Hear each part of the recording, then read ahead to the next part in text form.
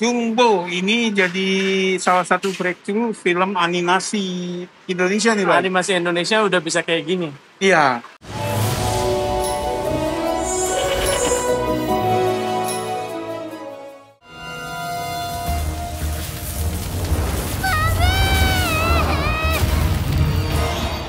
The Talkies. Ngomongin film bersama Bayu dan Edo. Jumbo disutradari oleh Rian. Rian Adriandi yang komika banget. Dia bukan cuma sekedar komika, tapi komika banget. Pertama, di stand up komedi Indonesia Kompas TV, dia juara di season 1, dia juara 1. Ya, juara 2-nya Ernest waktu itu. Kemudian mereka berdua bareng sama Panji, sama Raditya Dika, sama Isman yang juga finalis season 1, mereka bikin komunitas stand up Indo yang masih ada sampai sekarang. Jadi dia Founder, gitu loh. Jadi komika banget gitu. Nah terus tapi dia passionnya ternyata memang di animasi. Karena dia pernah menang Piala Citra juga untuk film pendek animasi ya. Ya, jadi Jumbo mulai dikerjakan tuh di era COVID. Ya, jadi 2019 salah. 2000. Dia pokoknya udah lebih dari 5 tahun. Oke. Mungkin proses awalnya. Berarti sebelum COVID. Terus ini memang gue sih angkat topi sama visi Mema ya. Yang mau membiayai film selama 5 tahun. Iya. Invest gak cuma finance tapi juga waktu, energi gitu ya, untuk first time director.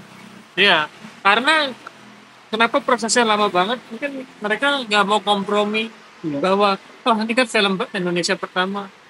Kita terus seadanya lah. Jadi benar-benar semua pengadegannya tuh ngikutin storyboard, udah di kamera movementnya semua udah direncanakan sebelum ada desain. Nah, karena visi memang kan sebelumnya punya ada Nusa. Oh iya. Gitu ya. Jadi dia udah punya benchmark, makanya untuk film berikutnya ada benchmark baru. Oke, Jumbo ceritanya gimana, Bu? Ceritanya tentang Don ya. Jadi dia anak kecil di suatu kampung. Dia ini karena gendut suka dibully. Suka dibully karena nggak jago olahraga, nggak ini. Tapi dia ngerasa dia punya kemampuan dalam mendongeng gitu, bercerita, karena bapaknya dan ibunya itu suka bacain buku. Jadi dia selalu mendongeng. Nah, suatu ketika dia karena ngerasa dia dibully terus dia ngeliat ada peluang untuk dia menunjukkan siapa dia sebenarnya di salah satu kontes bakat gitu. Yang dia merencanakan dia akan memakai dongengnya itu sambil menyanyi. Ceritanya dia mempersiapkan diri untuk lomba itu ya. Nah, pada saat persiapan diri, dia ketemu satu entitas nih. Yang kalau kita udah lihat trailernya, makhluk gaib ya. Mary gitu. Mary yang dia minta tolong sama Don untuk mencari orang tuanya. Jadilah ada misi kedua, itu menemukan. Jadi petualangan mencari orang tua Mary. Oke, jadi Jumbo suaranya diisi oleh si karakter Don itu, ya Jumbo karena dia tubuhnya besar. Prince Putirai, Mary, King Salman. Ya, terus teman-temannya Jumbo tuh ada yang notable sih bapaknya Jumbo. Bapaknya Don, si Ariel Noah sama ibunya BCL Bunga Citra Lestari. Terus kalau Angga Yunanda, Cinta Lora, Rachel Amanda juga ikut ngisi suara di sini. Iya. Oke. Orang bilang bahwa gila Indonesia ternyata bisa bikin film animasi kayak gini. Full disclosure, Beb belum nonton, Bayu yang nonton. Lu gimana pendapatnya? Iya, pada saat nonton gue memang terkesima bahwa orang Indonesia bisa bikin kualitas animasi sebagus ini. Jadi secara teknis gitu. Secara teknis udah keren, udah kayak ngikutin film Hollywood lah. Tapi yang gue sayangkan ya, jadi gue mau review jujur karena yang review bagus-bagus sudah ada di dalam, mungkin sama semua poin gue. dalam penulisan ceritanya ini. Jadi memang dia ada apa ya? Itu kan pengalaman spiritual ya. Spiritual adventure karena mau melibatkan ada yang bukan manusia nih, Astral entity ya. astral entity. Terus bagi gua tuh seru banget sebetulnya. Seru banget pada saat adegan petualangan dia mencari dua orang tua Mary itu seru banget. Tapi Tapi nah, nah, masalahnya kita awalnya di establish udah kayak nggak ada kehidupan kayak normal aja Iya. kehidupan ini gitu. Jadi tiba-tiba aja masuk Mary gitu. Yang bagi gua secara cerita apa ya? Kita tadinya realistik nih cerita. jadi dari slice of life tiba-tiba ada unsur fantasy. Ya bagi gua terlalu nggak ada penjelasannya nih. Maksudnya di universe itu kita udah dikasih sebagai penonton udah dikasih info dulu bahwa ada kehidupan astral loh di Bahwa kita biasa-biasa aja sama kehidupan astral ya gitu karena ya. ini hantu muncul terus nama saya Mary gini Biasa terus gitu. dia kayak oh ya mari kita bantu bagi gua Jadi trailer ada tuh. believability-nya jadi berkurang bagi gua terus nah juga apa ya pada saat petualangan ini terutama pada saat mencari orang tuanya si Mary kita dilihatin kemampuan si Mary ini jadi Mary ini punya kemampuan apa ya telekinesis yang orang normal nggak menguasai lah jadi dia bisa terbang dia bisa menggerakkan Barang. mereka kayaknya di trailer juga ada bahwa musuh mereka itu ada satu manusia kemampuannya Mary itu nggak dipergunakan padahal untuk melawan musuhnya itu lah yang Villain ini. si villain ini gitu padahal kan dia bisa ya lu punya kemampuan yang lebih dari manusia lu tinggal lo kawa aja tuh orang gitu lah terus